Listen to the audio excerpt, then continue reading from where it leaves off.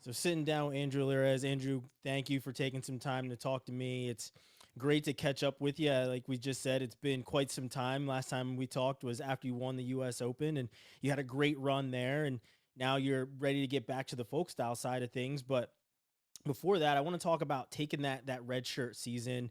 What did you learn? How did that help? And was it hard kind of taking a step back and not being able to compete every week like you were used to? Yeah, it was definitely different for sure.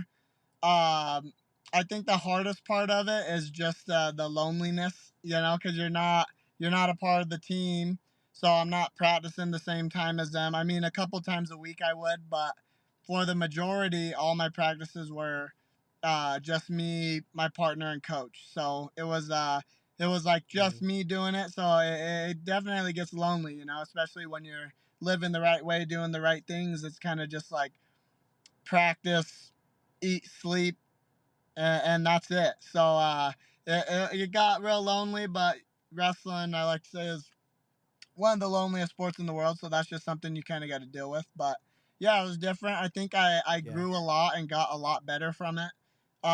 Just being able to focus on me and my technical aspects really helped me develop, even though I feel like I didn't get to display that to the best of my abilities, but I did. I know I grew and got a lot better from it. So it was definitely interesting, and I'm the type of guy that I don't feel like I need to be competing all the time. So that wasn't uh, that wasn't an issue. Really, it was mainly just the day in and day out grind. It felt like a nonstop. It just consumed everything. Yeah. So, you went into the Olympic trials. Ultimately, you didn't end up on the team. You didn't accomplish the goal that you wanted. But what did you take from your first Olympic trials, right? It's a completely different level of competition. You've wrestled some very great competition in the past. You've got wins over Haji Aliyev and some guys like that.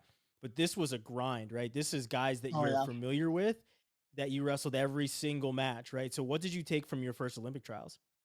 I think just embracing the fight a little bit. I think I just need to embrace it a little bit more, and I'm talking about just every position. I think I got a little too reliant on just feeling as if I'm the better guy. So I wasn't engaging in the hand fight as much, like fighting every single position, fighting inside every single time. I was got I think a little too relaxed in that aspect. But yeah, it's definitely a grind, and every match is tough. Every single match you're gonna wrestle is gonna be really tough.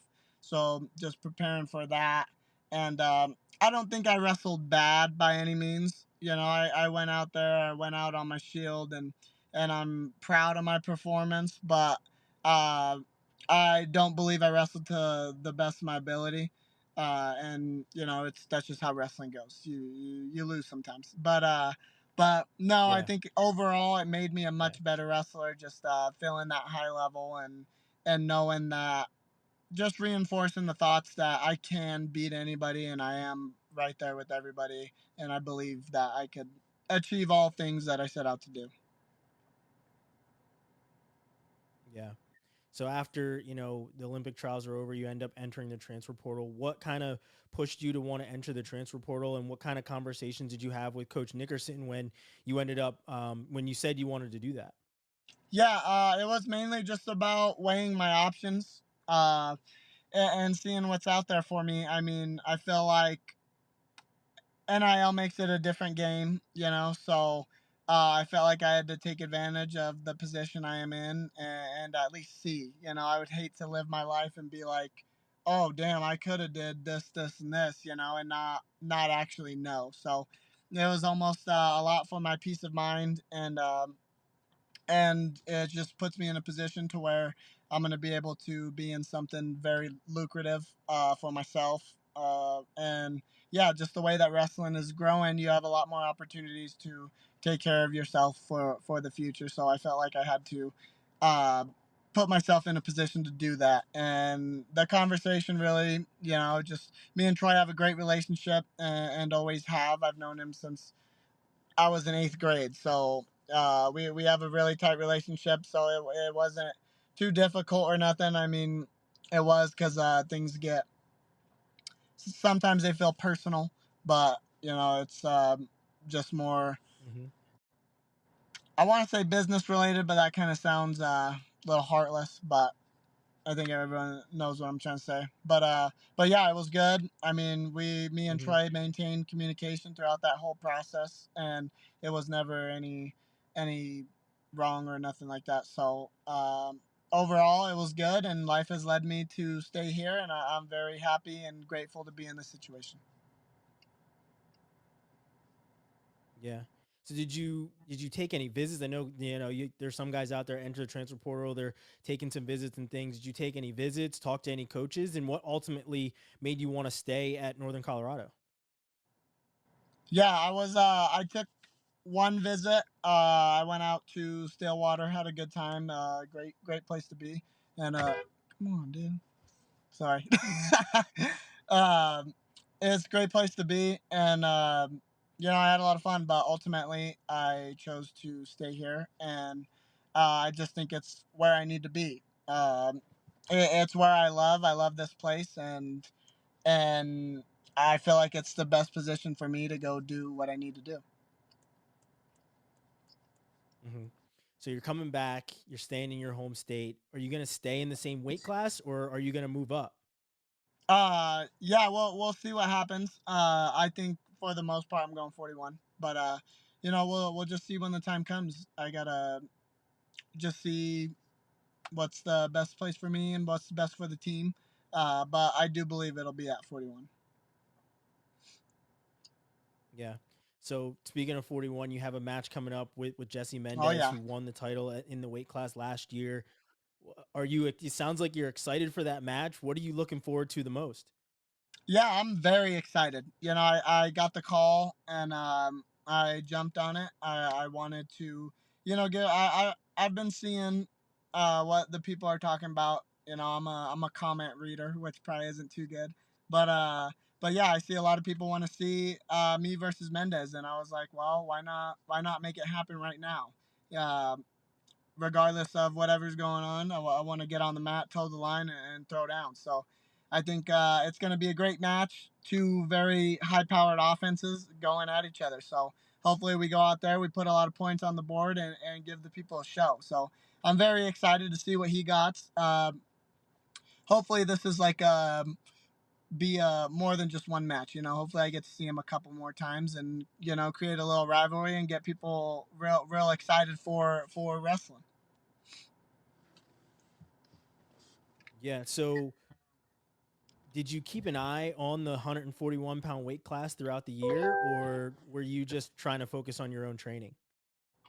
Oh no, I definitely keep an eye out. I was watching. I love wrestling, so I'm always watching.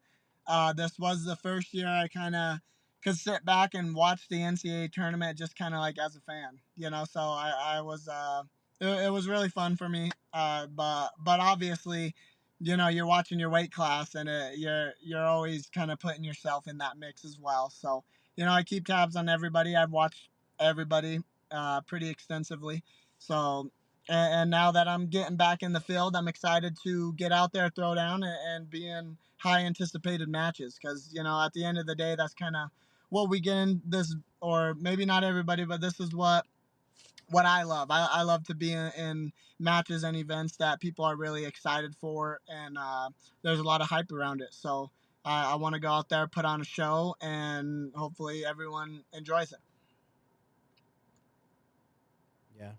Well, man, I'm gonna let you go. I appreciate you taking some time. It was awesome catching up with you. I do have one more question for you before you go. Is I know you watch a lot of boxing. I know you try and Yep. incorporate it into your game. Who's your favorite boxer, and what do you think of the boxing landscape right now?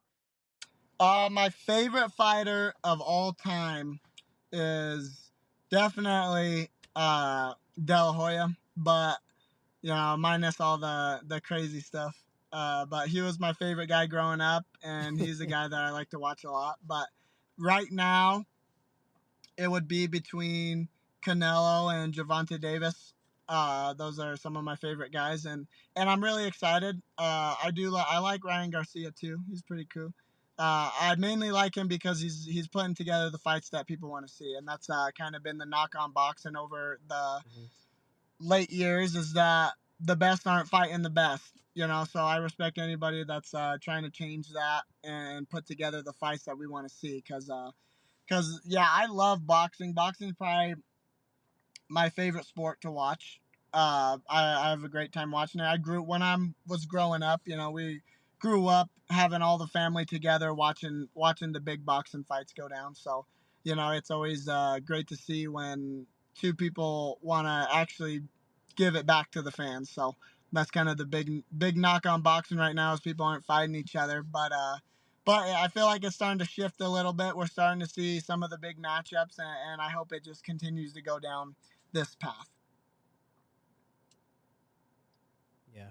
All right, man. Like I said, I'm gonna let you go. I appreciate it. Can't wait to see you this season, and good luck when you wrestle Jesse Mendez. Hell yeah, thank you.